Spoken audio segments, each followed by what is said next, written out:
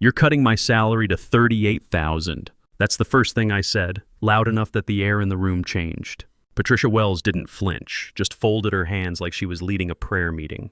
3 other executives sat around that conference table with fake neutral expressions. I barely knew their names. She slid the paper toward me like it was some kind of gift. It's part of a strategic restructure across departments. I'd seen the signs coming for months. Meetings I used to lead suddenly got canceled or moved without me. My lab access got restricted. Equipment went missing, budgets froze up. Then came the finger pointing. Missed benchmarks, faulty samples, all landing on my desk. Thing is, I knew I hadn't messed up. They were freezing me out one calculated step at a time. I didn't grab that paper, just stared at it. 94,000 down to 38. That wasn't a restructure. That was a message. Let me think about it, I said, looking her straight in the eye. Patricia tilted her head like she was surprised I didn't immediately argue. One of the suits finally spoke up. Some guy from finance, I think. We're hoping you'll stay, Rick. We know this is a tough ask. I gave him a tight smile. Yeah, real tough. And I walked out. My name's Rick Turner. I'm 43, divorced, live just outside Pittsburgh. I've got full custody of my 11-year-old son, Tyler. He's got Crohn's disease, chronic pain, hospital visits, medications that cost more than most people's rent. Insurance barely makes a dent in it. That pay cut wasn't just insulting. It was a test. They thought I'd take it because I had no choice. They thought they had me by the throat. I got in my car, closed the door, and sat there gripping the steering wheel. My hands weren't shaking. My heart wasn't racing. It was steady, because I'd seen this coming. I just didn't expect them to be this sloppy about it. They thought I couldn't afford to walk away. That was their first mistake. I drove straight home after that meeting. Didn't stop, didn't call anyone. Just pulled into my driveway, shut the car off, and sat there staring at the cracked concrete wall of my garage. I didn't feel defeated. I felt focused, like something had just clicked into place. I walked down into my basement and flipped on the lights. Stepped into the one place they'd never touched. This basement lab took me 6 months to build. Every night after Tyler fell asleep, I'd come down here with my drill and my dreams. Had to teach myself electrical work from YouTube videos at 2 in the morning. Learned plumbing by making mistakes and fixing them the next day. The ventilation system, I welded every joint myself. No contractors, no permits. My ex-wife said I was wasting time and money, but these hands knew how to work. The wiring alone took 3 weeks. Had to run new circuits from the main panel, install proper outlets with ground fault protection for all the equipment.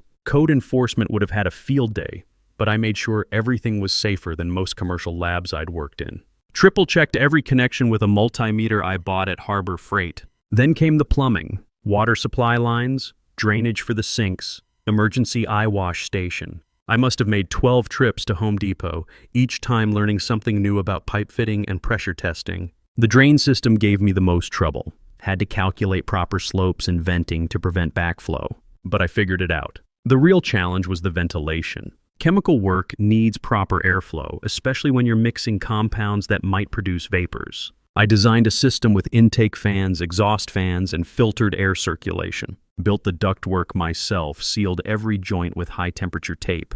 The whole system could change the air in that basement 6 times an hour. My equipment came from everywhere. Some bought new, some refurbished from university surplus auctions, some built from parts I found online. That old centrifuge cost me $200 and 3 weekends of troubleshooting, but it spun true as any machine worth 10 times that price. I'd been with Chemcore Industries 8 years. When they handed me the sanitation chemical line, it was dead weight. Nobody wanted it. Sales were terrible. Reviews were worse. I put my head down, built better formulas, tested them myself, and turned that division into their top revenue stream within 3 years. The big secret? Most of my breakthroughs happened right here in this basement. Late nights after Tyler was asleep, me scribbling formulas and running tests with equipment I bought myself. Couldn't risk waiting on slow approvals and budget red tape. I had work to do, and I didn't owe them my weekends. That night, I grabbed my old employee contract. I'd read it before, but not like this. I sat at the kitchen table, circled lines with a red pen, and zeroed in on a clause I'd skimmed years ago.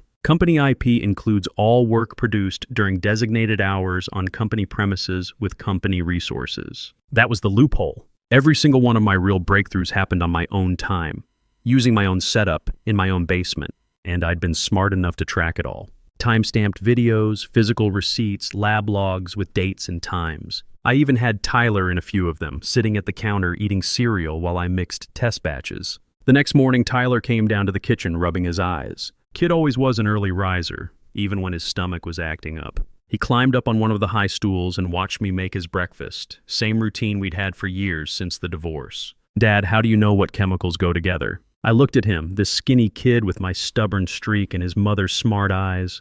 "Chemistry's like cooking, buddy. Anyone can follow a recipe, but understanding why ingredients work together, that's the real skill." He nodded like this made perfect sense. "Is that why you work in the basement?" "Part of it.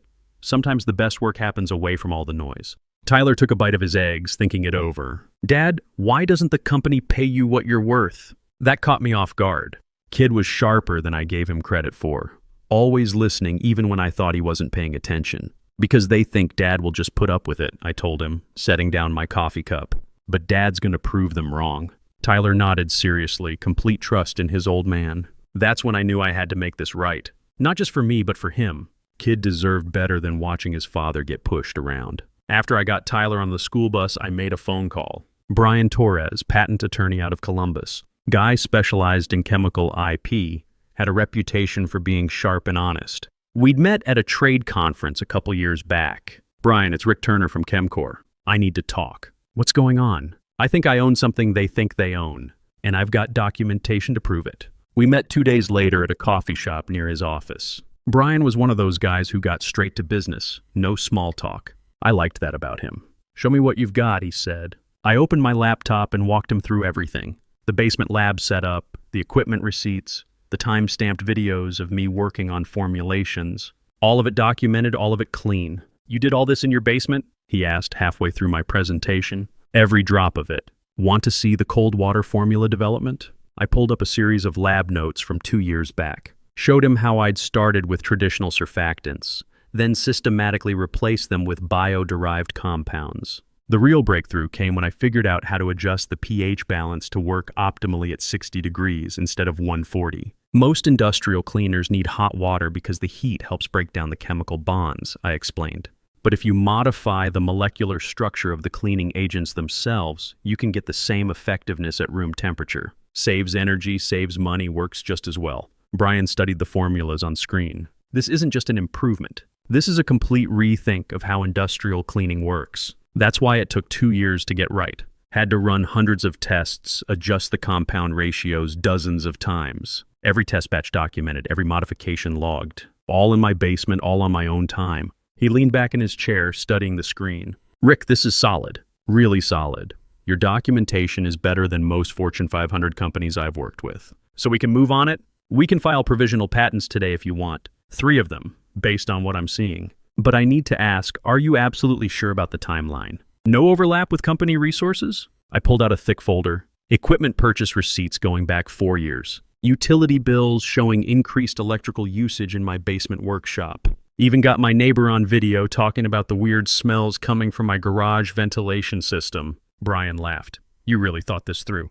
"I'm a chemist. We document everything." That evening, I took Tyler down to the basement lab. Kid had been asking to help with experiments for months, and I figured it was time to show him some real chemistry. Nothing dangerous, just a simple pH demonstration that would help him understand what Dad actually did for work. "Okay, buddy, see these 2 beakers? One's got acid, one's got base. Both clear liquids, but they're chemical opposites." Tyler climbed up on his usual stool, watching every move. "What happens if you mix them?" "Depends on how much of each you use. Too much acid, you get something that can burn you.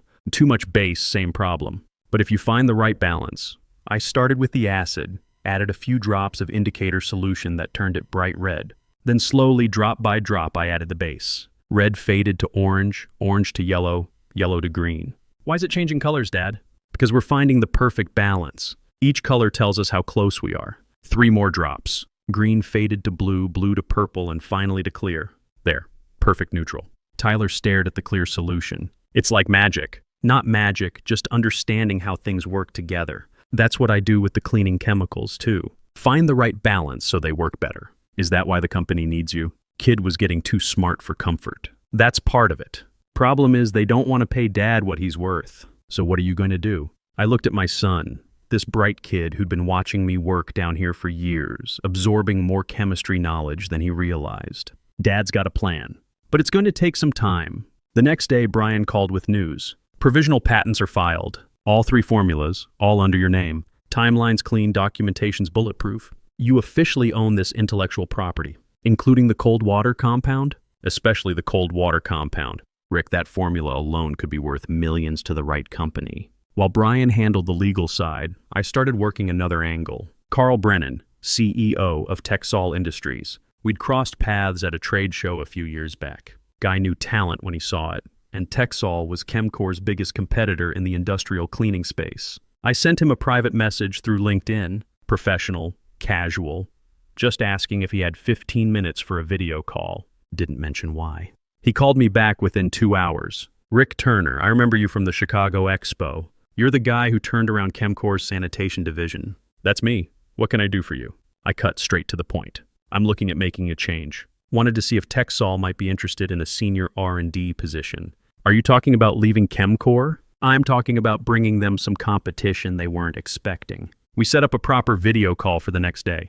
I spent that evening putting together a portfolio, the real one, not the sanitized version Chemcor took credit for. Every breakthrough, every innovation, every formula that had made them money over the past 8 years. The call went exactly how I'd hoped. You developed all this? Carl asked, scrolling through my presentation. In my basement lab on my own time with equipment I bought myself. And Chemcor doesn't own any of it? Not according to my patent attorney. Carl leaned back in his chair. I could practically see the wheels turning. What are you thinking, Rick? Senior Product Director. Full R&D authority. 185 base plus performance bonuses. That's a significant jump from Chemcor. I'm bringing significant value.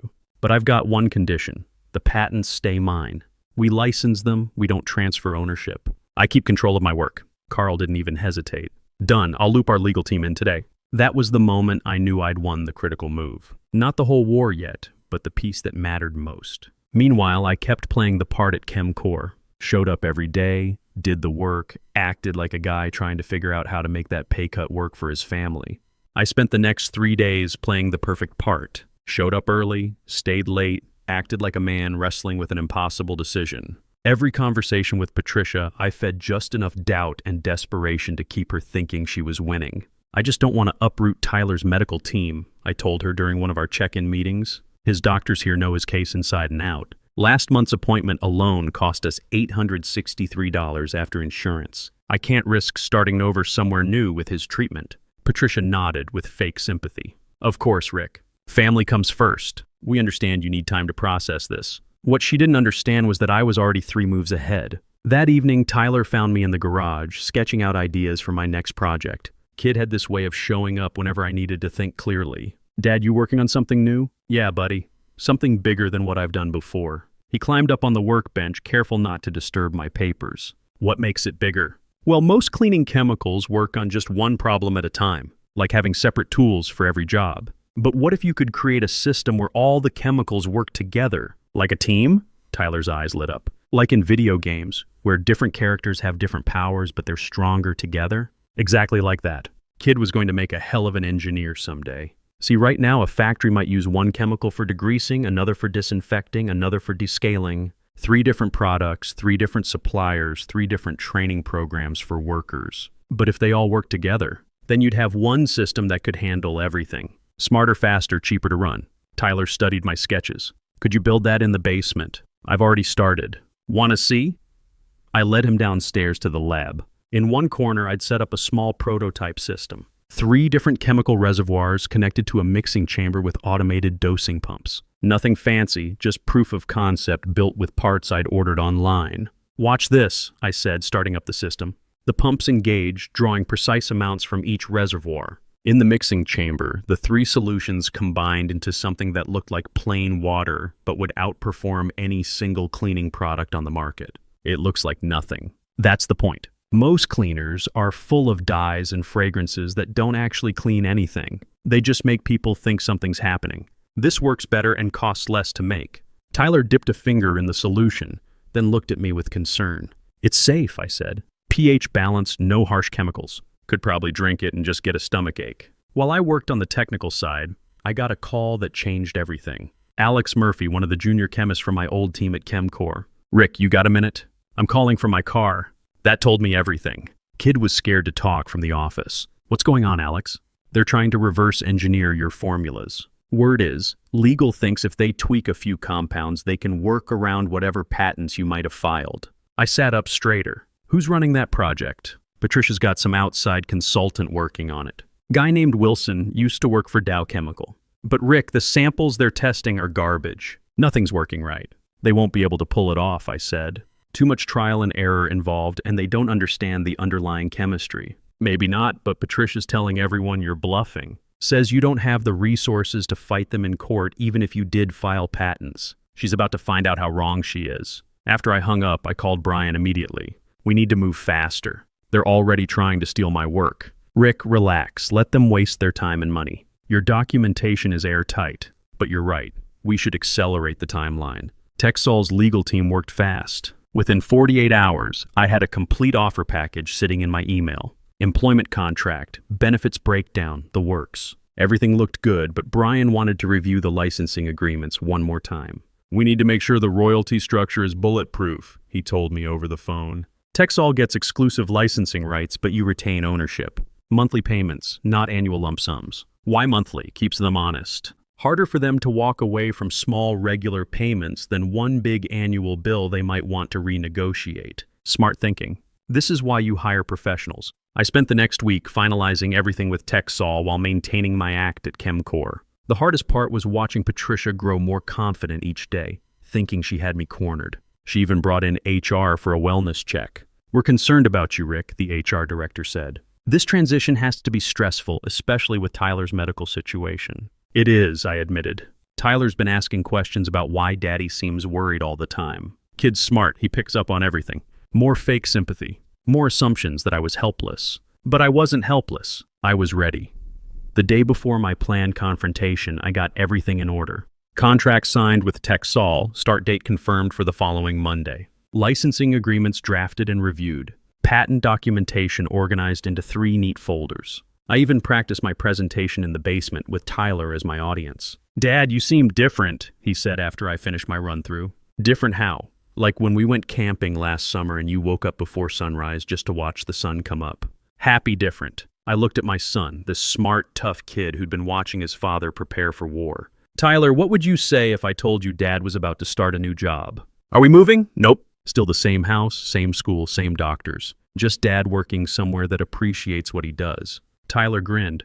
Will you still have your lab down here? Even better. I'll have a real lab at work and I can keep this one for the fun stuff. Can I still help with the fun stuff? Wouldn't be the same without you, buddy. The next morning I put on my best suit. Black jacket, pressed shirt, polished shoes. I looked like I was going to court, because in a way, that's exactly what this was. Just not in front of a judge. I drove to ChemCore headquarters with no music, no distractions. Just the sound of my own breathing and a manila envelope sliding around in the passenger seat. 3 licensing agreements inside, 1 for each formula. I parked in the visitor lot instead of the employee garage. Small detail, but it felt important. I wasn't an employee anymore. I walked through those front doors one last time, ignored the receptionist's fake smile, and headed straight for the boardroom. Patricia's assistant saw me coming and stood up like she was going to block me. I've got a meeting, I said without stopping. But she's not expecting, she is now. I pushed the boardroom door open. 7 people inside.